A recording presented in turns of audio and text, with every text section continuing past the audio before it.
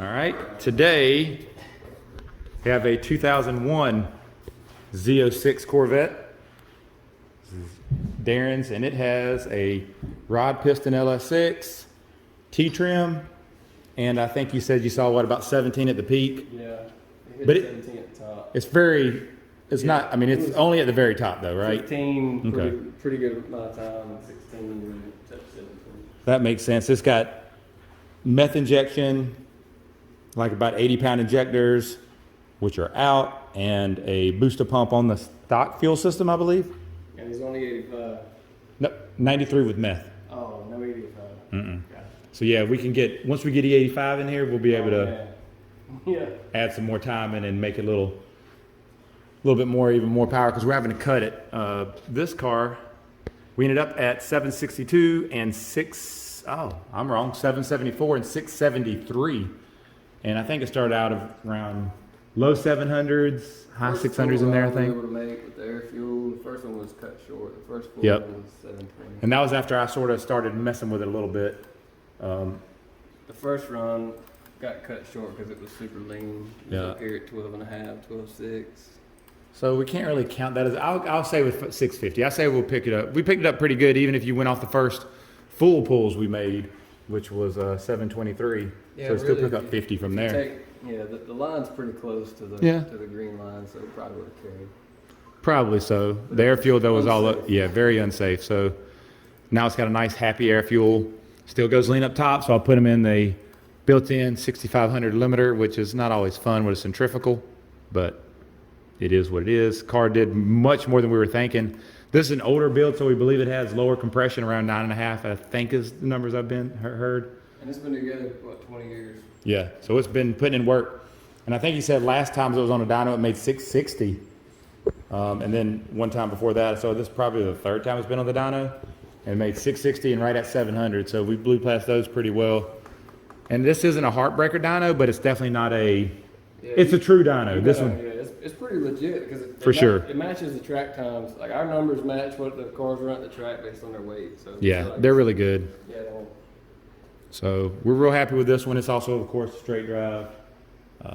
So, you know, good drivetrain loss there. But it put in what it should for a T-trim.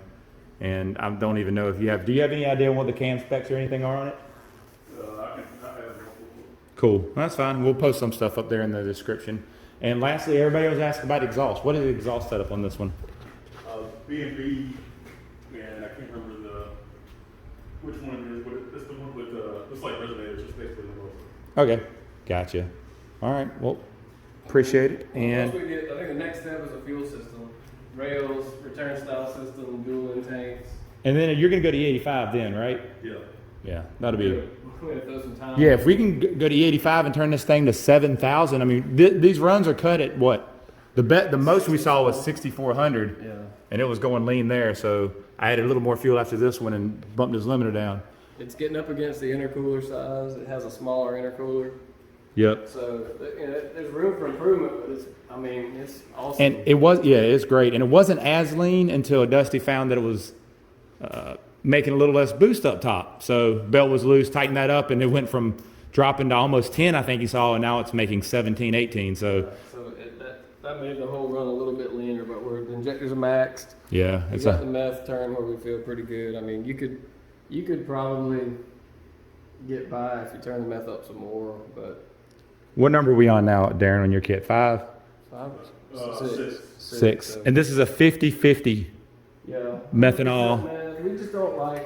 We don't really like covering insufficient fuel system with meth because if you're relying on that for your fueling and something happens to it, the pump quits, it doesn't spray, then you go crazy lean. So we just limit it with RPM.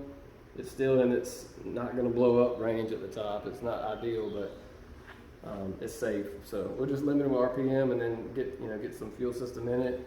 Yeah, we already have a good plan for the fuel system. So when we do that, it should, I'm guessing, I'll throw out a guess this early. 850. Yeah, I mean 10% on that. Yeah, 10% on the 85. On E. And we can turn it, I mean, it's peaking at 6,300, which is pretty much where I let out of it because it was going lean. So if we can continue that to 7,000, But I'm not sure what this blower, that blower, if it seems like it's turned pretty hard. Oh yeah, last time we found something else, it was in a Cortec 668 real horsepower. 668. So yeah, about 100 more.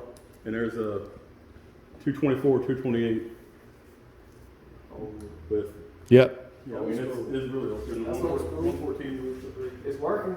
No, it's working great. Oh yeah, 550 lift, 557.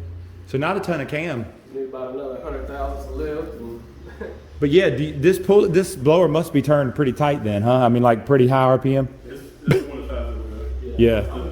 Just imagine how far everything's come in 20 years. I mean, Yeah.